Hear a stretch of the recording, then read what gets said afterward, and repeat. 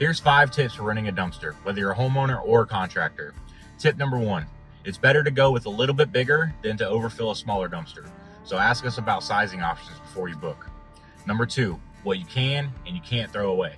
Certain items like paint, tires, or appliances might not be allowed. Always ask for a list of restricted materials. Number 3, plan the placement. Make sure the drop-off location is flat, accessible, and free from overhead wires or low branches.